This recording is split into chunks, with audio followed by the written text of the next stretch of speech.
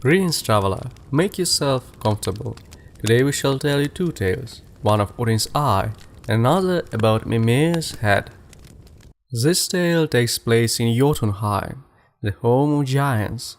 It is here that Mimir's well is situated. It bubbles up from deep in the ground, and it feeds Yggdrasil, the world tree.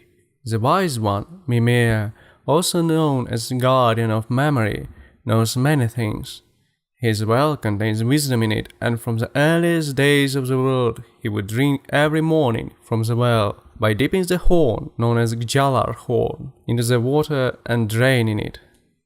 Once Odin put on his long cloak and his hat, and in the guise of a wanderer he travels through the land of the giants, risking his life to get to Mimir, to seek wisdom from him.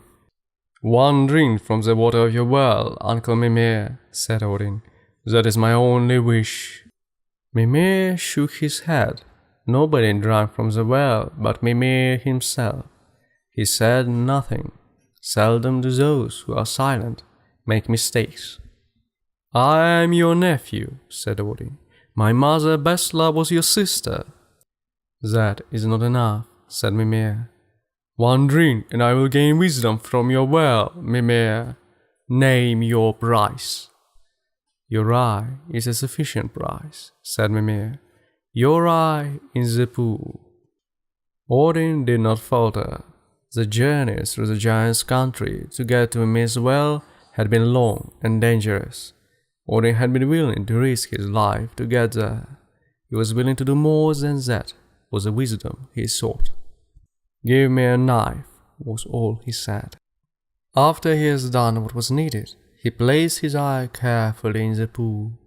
It stared up at him through the water.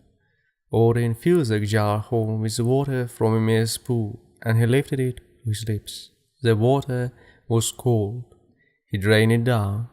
Wisdom flooded into him. He saw things that were previously unseen to him. Therefore Odin was known this time as Blindi or Blinder, the blind god, Hor, the one-eyed, Bilager, the flashing-eyed, and Beleg, the flaming-eyed one.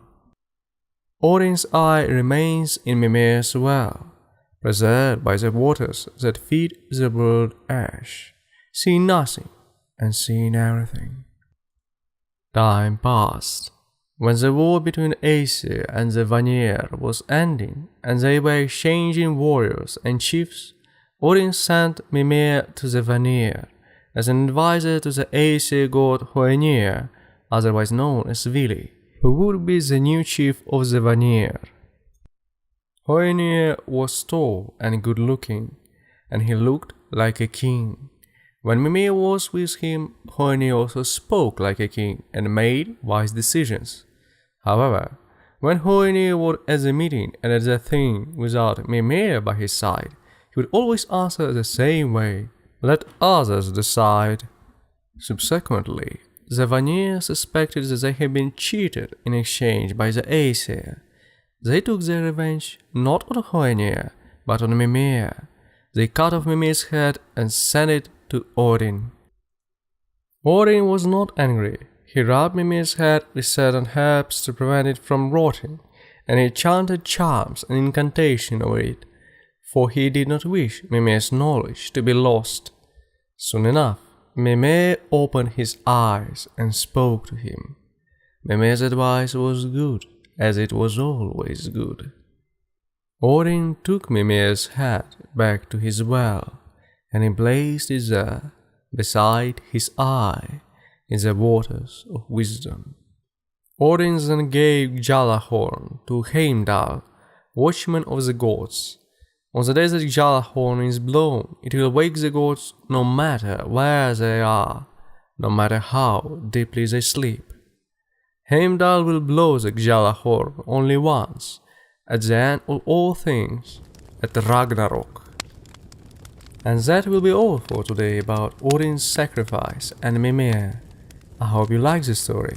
Let me know what you think about this tale and Odin's prize for wisdom. Come here again, we have a lot of stories to tell.